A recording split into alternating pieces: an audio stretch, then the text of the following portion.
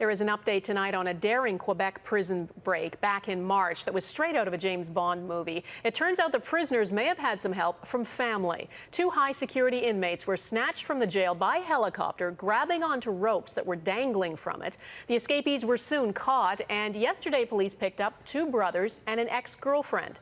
Mike Armstrong was in court today when the 3 of them made an appearance. Mike?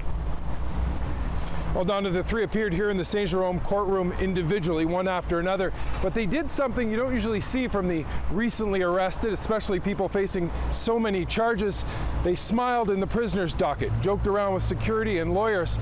That may have something to do with the fact they've spent the last 6 months knowing they were suspects and likely to be arrested. As brazen as the breakout from this prison was, it may not have been that well thought out. According to a source, the helicopter that was used was reserved by one of the suspects with their own credit card.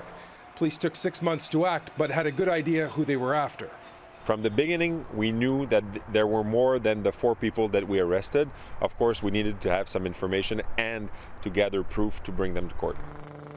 The prison break was right out of a movie. A pilot was forced at gunpoint to fly over the Saint Jerome prison, and a rope ladder was thrown down.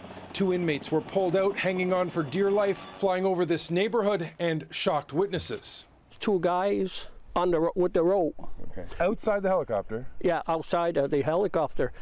Police captured the 2 gunmen, and both escaped inmates the same day. The new arrests this week are linked to one of the inmates, Benjamin Hudon-Barbeau.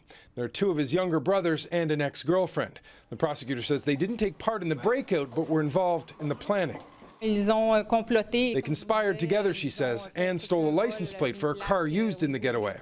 Now, the helicopter pilot has not spoken publicly about what he went through, but he has been traumatized. 6 months later, he's still not back at work. Mike Armstrong, Global News, Saint Jerome, Quebec.